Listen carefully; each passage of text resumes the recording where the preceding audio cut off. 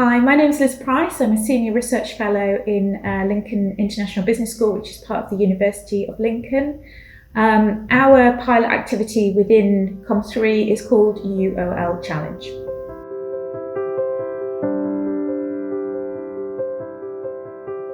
Lincolnshire is a very rural area. We have a lot of companies that are SMEs and micro businesses.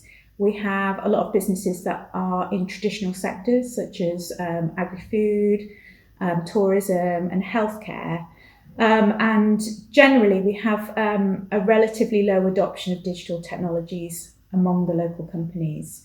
So this is something that we are seeking to support through COM3.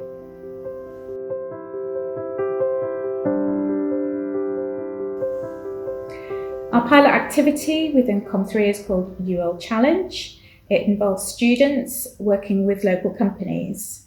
With UOL Challenge, we have two main aims. So from the university's point of view, we're trying to support our undergraduate students, help them become more employable.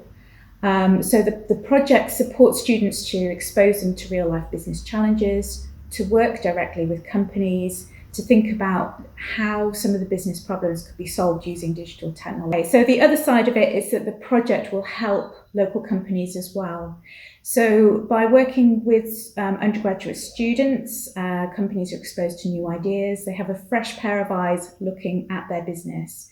So sometimes the students come up with very novel ideas. Sometimes the ideas aren't valid, but it would always be something that perhaps they would not otherwise expect. So we're providing an opportunity for businesses in Lincolnshire to connect with the young minds of undergraduate students who are studying at the business school.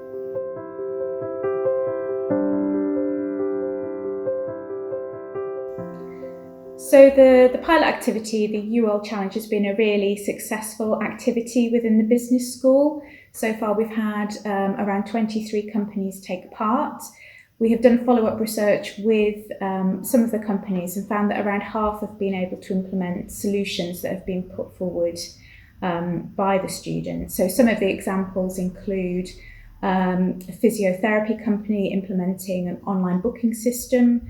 We have a local football club that developed a TikTok account on the recommendation of the students. And we have many other suggestions that have been taken on by the businesses. From the students' point of view, we have had students gain employment with some of the participating companies, as well as internships as well. So one example is a local electronics company called Teledyne. They were one of the first companies to take part in the pilot. One of the winning teams that put forward a solution for Teledyne was led by a student called Abby Langford. She was offered an employment opportunity by Teledyne and now works as a project controller. And Teledyne has now taken on two further students and taken them into graduate roles within Teledyne. We've had many other internships created as well. So the project's really provided an opportunity for the development of university industry linkages, but also for students to find employment in the local, with local companies, which also means that we retain more talent within the area as well.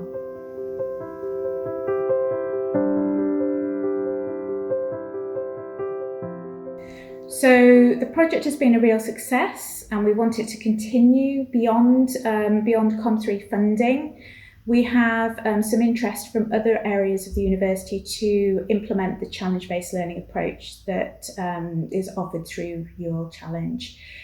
So we are hoping to implement it across other colleges, such as in engineering or computer science, also within our postgraduate programs. We've also been in conversations with other universities. So, for example, a university in Kenya approached us and we had a workshop where we shared with them the principles behind UOL Challenge, and they are now going forward and implementing this challenge-based learning approach as well. In the longer term, we hope to get some economic development related funding within the region to continue offering pilot activity as part of a broad business support offering from the University of Lincoln.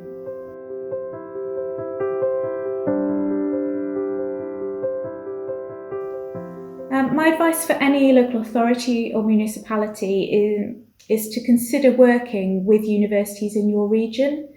So many universities are now adopting challenge-based or problem-based approaches to teaching because it helps improve the problem solving and employability skills of the students. So many universities are actively looking for businesses to work with on these kinds of projects. So if you're working with businesses in your region and you feel they would benefit from teams of students working with them, perhaps they have a problem that needs solving, perhaps you feel that they could benefit from further digital transformation, then that's something that universities generally can help with and are generally very receptive to working with.